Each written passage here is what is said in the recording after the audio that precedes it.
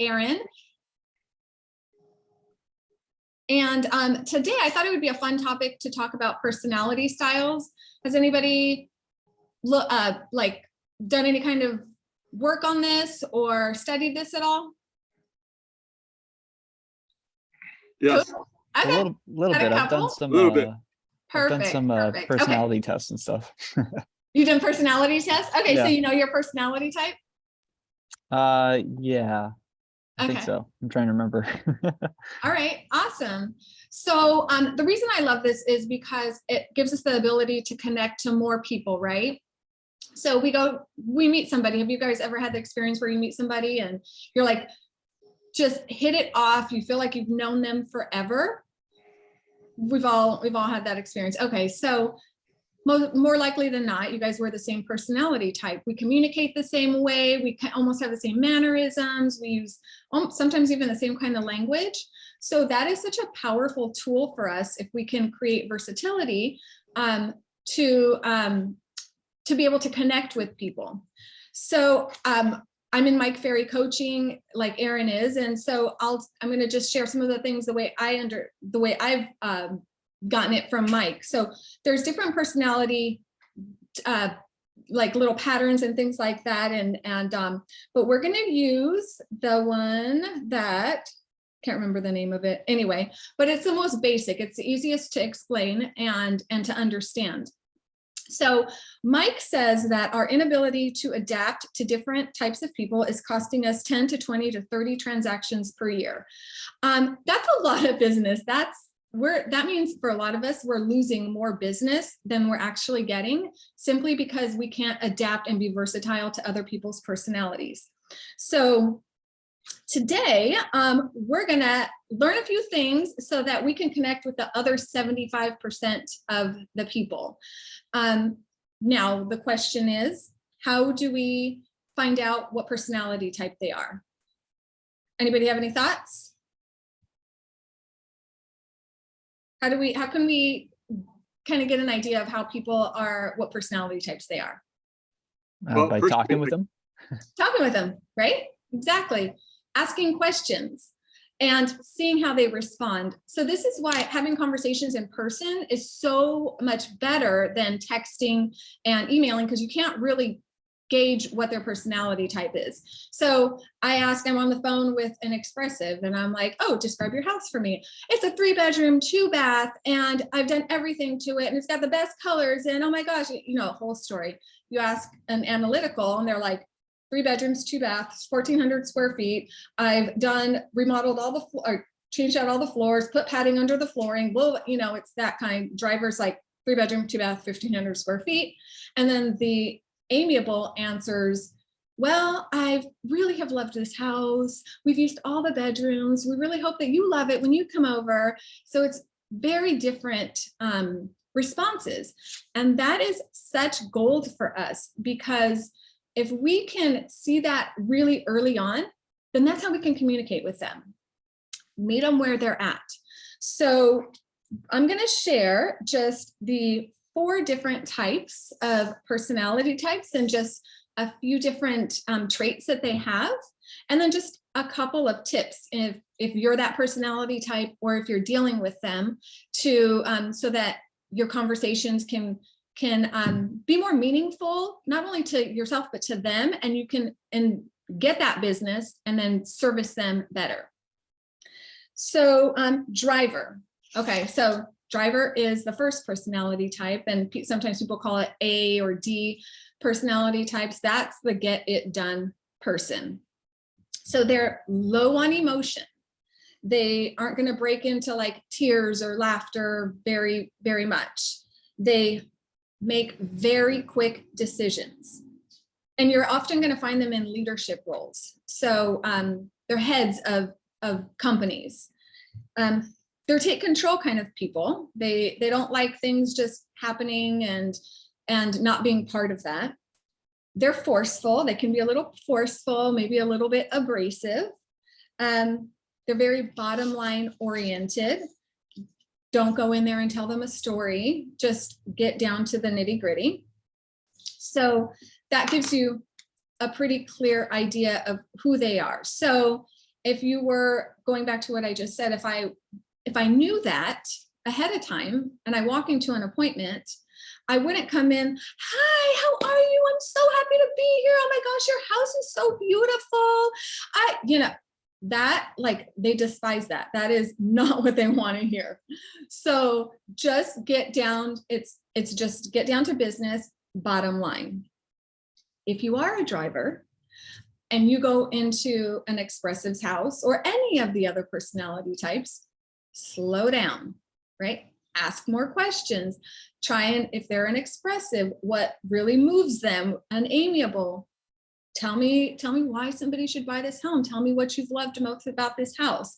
So being versatile in that situation is really, really important, obviously. Expressive. So they're also fast in the decision process. They are high in terms of emotion. They are gregarious, the life of the party, often spontaneous. They can rush around. So that it looks like they're doing 5 things at once. And that can wear people out. And I know I'm expressive, but when I deal with like real expressives, I'm like, holy cow, I'm exhausted by the end of our time together. They don't allow themselves to get bored. They're often late. They do multiple things at once, and they make like sweeping statements based on just how they feel rather than actual facts. And they're animated in their communication and dress. So Mike will actually say this. He'll have somebody stand up and I'll go, tell me what you are, or you're an expressive. And they're like, how can you tell? There's like 3,000 people in the room. And they're wearing some bright, blue and purple, red dress. And it's like, and they're not doing it to be the life of for attention. That's just who they are. So that's a good way to see who they are. Do you guys, any questions so far? Any thoughts, additions to, because we can make this interactive too. Nope. Yes. So Linda, you're saying so far the types are driver, right? Driver. Correct. Yeah. And then you mentioned expressive. Mm-hmm. And then amiable. We haven't done amiable yet. Okay, sorry. How many different types are there? That's my question. 4 types. Got it. Okay, pretty simple. 4 types. Yes. Okay, great. Thanks. So is anybody a driver or an expressive that wants to add anything like that, tips that you might add when dealing with them or with your type?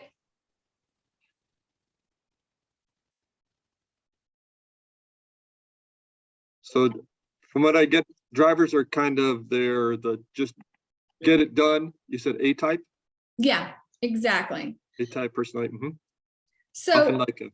Yeah, exactly. So if, like, for me as an expressive, if you pull out a bunch of charts and stats, which an analytical person would just geek out on, you've lost me. Within like 30 seconds, I'm like, I'm out, I'm done. So if I'm going on an appointment with an expressive, I've pre-qualified them, I've determined what they are, I'm going to deal more on emotion and ask questions based around that and really get their motivation around that and just connect with them on that level rather than what, if I wasn't an expressive.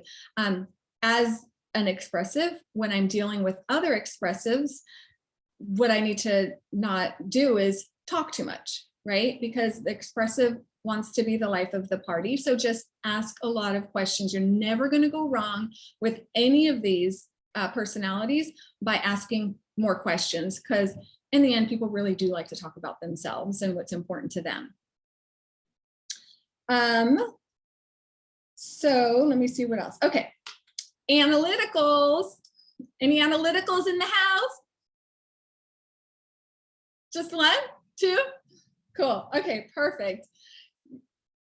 3. Okay, I wish I was an analytical, but I'm so far from an analytical.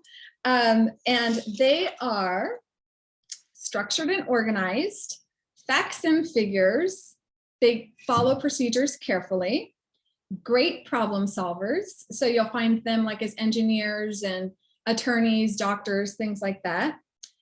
Dry, witty sense of humor, slow decision makers, and they can tediously slow down the sales process if they get too in their analytical brain. They can talk a lot, they're talkers, and they appear to be a little dry and cool. So when you're working with an analytical, you can ask questions like, what are the 3 or 4 most important facts that you have to have? So I can give you to make a decision. So you can provide those things, right? If you're asking them about their home, tell me the 4 or 5 most important features about your house. And never, ever, ever, I've made this mistake, tell them that they're wrong because they take such pride in doing their research. This is what they do. So it's not a good thing to do anyway. I don't think that ever goes over well, but especially in analytical, that's the way that they're going to completely shut down to you.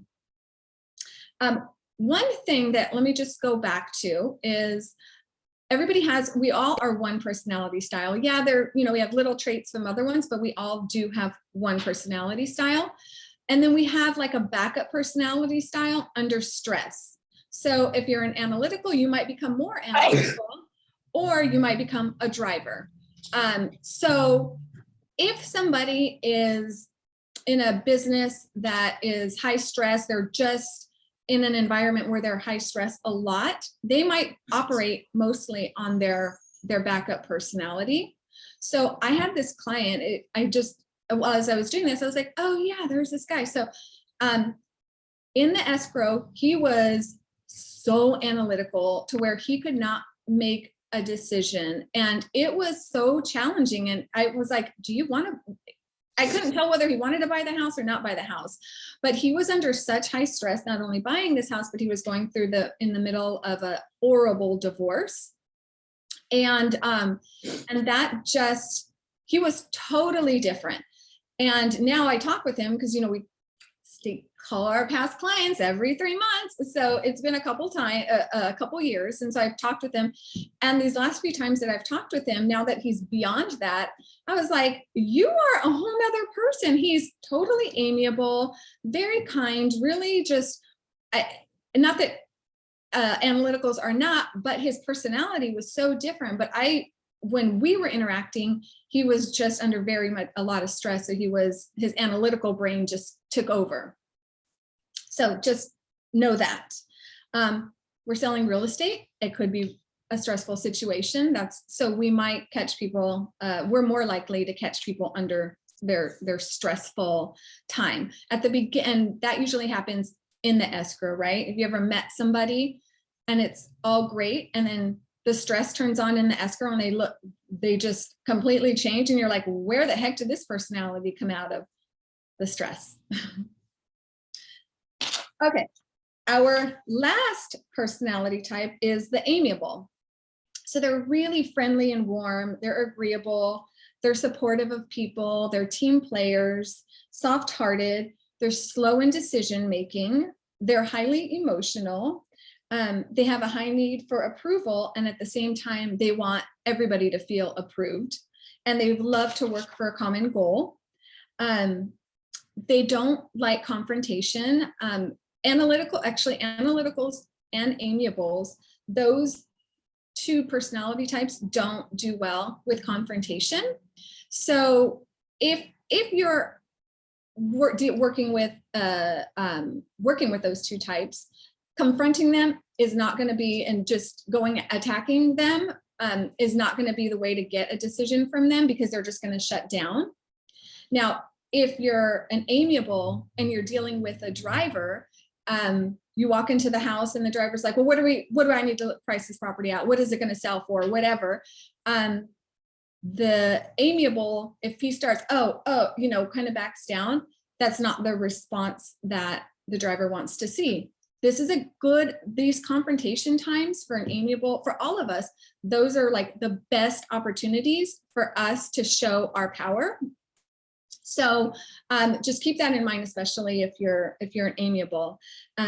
Mike says actually amiables make, if they can increase their versatility and adaptability to all these different personality types, that they make the best salespeople, because there's just this natural desire to take care of people and to make sure that they're happy. So I thought that was pretty interesting. So I'm trying to turn into an amiable. So what's kind of interesting, do you guys, so any questions so far? Has anybody from hearing these, have you guys kind of come up with what you might be? Sean? Well, yeah, because it was funny because you're going through the first three and I was like, oh, I feel like I'm a little bit of all of those at certain times. But then once you got to the amiable, I was like, oh, okay, that's me. Yeah, yeah, that's it. It's like, oh, okay. Danny, what are you? Or what do you think you are? I also feel like I can relate to what you said about the amiable person. I don't mind confrontation so much. Oh, nice. I don't enjoy it, but it's not like something I'm terrified of. Yeah. Perfect. Well, that's your versatility. Yeah. Mark? I thought for years, I thought I was amiable without knowing the personality types. I just knew that as who I was. I worked in the hospitality industry for years. And it's funny, I went to a Mike Ferry seminar when I moved out here to California. And I was sitting there in the front row, and he pointed me out. He goes, and he's talking about the personality styles. And he pointed me out. He goes, oh, and you're analytical. I was like, oh, really? I was a little surprised. And then since then, I just, kind of embraced that. And I've started appreciating that side. Yeah. So Aaron thought for years he was amiable, but Mike also was like, no, you're so analytical, which I would agree with, because I love like the closest people in my life are analyticals, and it's such an interesting brain. But anytime an analytical tells me something, I'm like, I could take that to the bank. Like, I know it is 100% true, which not necessarily, I'm like, oh, like sweeping just like comments based on nothingness except for the way I feel. So don't believe what I say. No, I'm just kidding.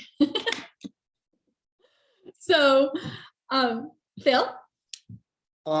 Completely analytical. And some of my best clients that I basically had a pleasure of work with are from all IT attorneys, because they're also analytical and we're like two peas in a pod. Yeah. It's fun when you meet your people, but then it's also fun when you connect with people that are so different than you. But yeah, when I have I have a really hard time with amiables, and because they just won't tell you they don't like a house. They just won't call you back because they think they're going to offend me. Or the analyticals, they ask questions that I could not possibly even imagine that they would ask, or need information that, like, I did not see that coming. So this is something that I've been working on, is the versatility, and then understanding who they are early on, so that then I can deliver the service that that they need, that they want. So what's really cool is to go home and ask your spouse or your family members, or like what they think you are, because what they think you are a lot of times is very different than what they see you as. And in the end, like, we're in the service, we're in sales. It's not really who we think we are, what we think, it's how people see us. So it's kind of interesting to find that out.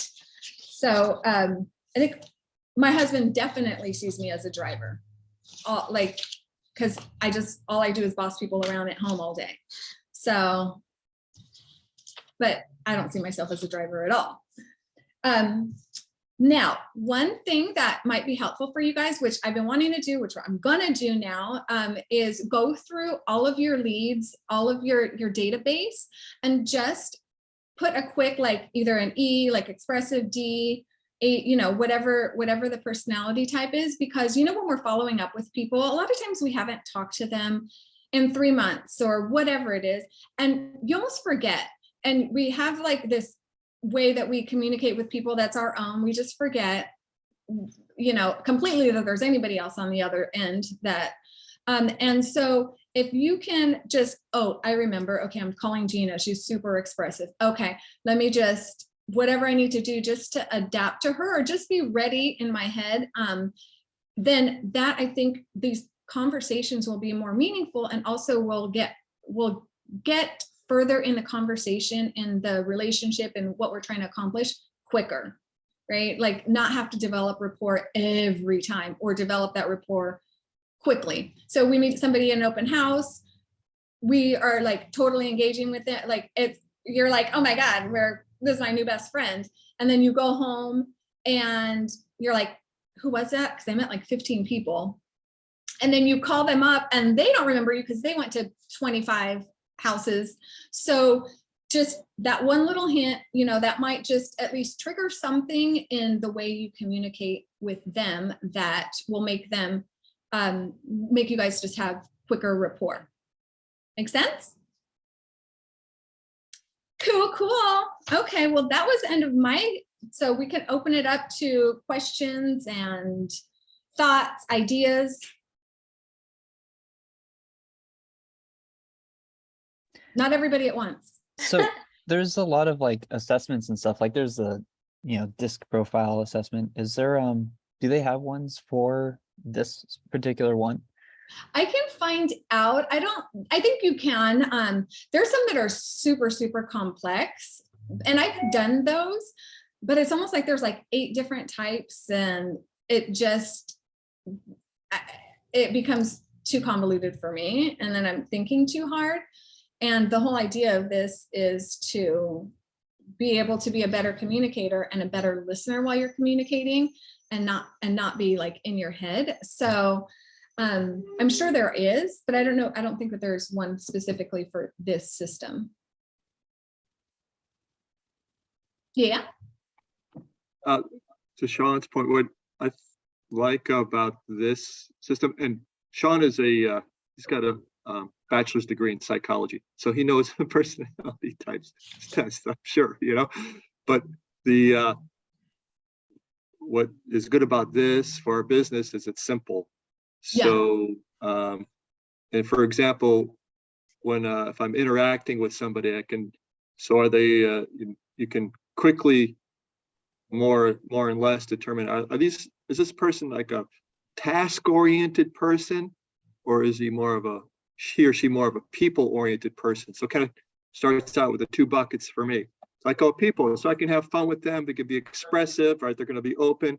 Or is this person more task-oriented? Do I need to kind of bullet point with the information that I'm presenting? So they're less interested in that connection, that personal connection. They're just kind of like, they're more, so being the task-oriented is like driver personality, like just get it done, or analytical. So for me, that kind of starts out in those 2 buckets.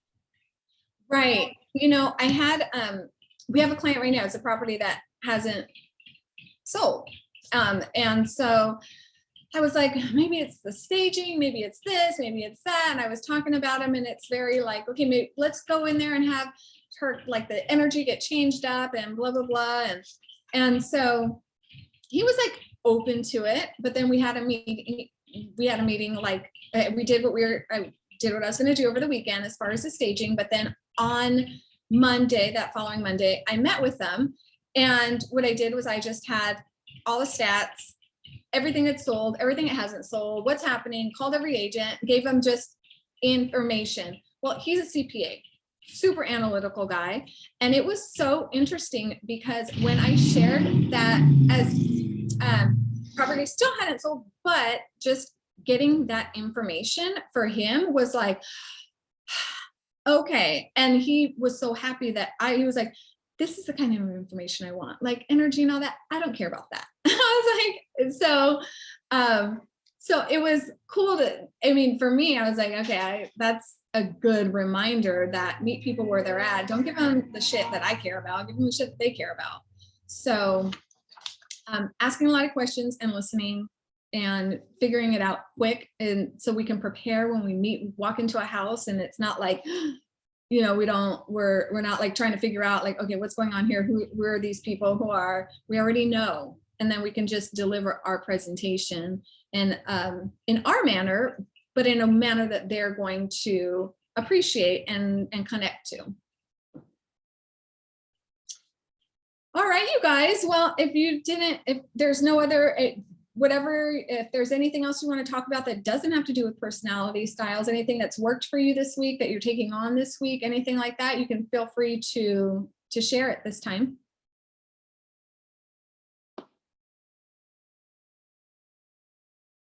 All good? You know, I'll share a quick story then about personality types. Someone that I met with, this was like over a month ago, but we were talking about potentially selling his home, and we were talking with him for a while, and it wasn't until I realized that he was like just a hardcore driver personality type that we were actually able to get through to him. So I changed up my strategy of how I was talking to him and just bullet pointed things, you know, because he always had something else going on in his head. He was always thinking about something else, like other projects that he had. So like we'd tell him something and he would just like not even hear it and just start rambling about what was going on in his head. He even said it himself. He had ping pong balls going back and forth in his head. Yeah. So once I recognized that, I was like, okay, you know, this price point, you know, the blah, blah, blah, you know, just listing it out. Then he finally was able to like, oh, wow. And he heard things for the first time that we had been telling him for like 2 weeks, but was just going over his head. Because there was too much other noise. Yeah, too much other noise. So it was just like shortening it down, short and sweet, just like, hey, up, up, up. And then he was like, oh, wow, why didn't you tell me that before? We're Yeah. like, well, okay. Yeah, totally. It's funny when you make those like connections, but you know, it's like, wow. With drivers, sometimes I have a hard time because they always want to stay in control. And I'm like, but it's my job to be in control. Not really. My job is only so let them be in control, continue to ask the questions so that the presentation, I can continue on the presentation and get them to where they want to be. But yeah, I feel like it's for me to meet somebody where they're at, make them comfortable. That's like the hugest gift that you can give somebody and yourself, because you get to connect with them. And then the money is almost like a byproduct of that.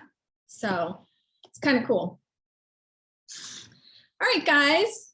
Well, unless there's anything else, we're done at 11:30. All right, now go prospect. Bye.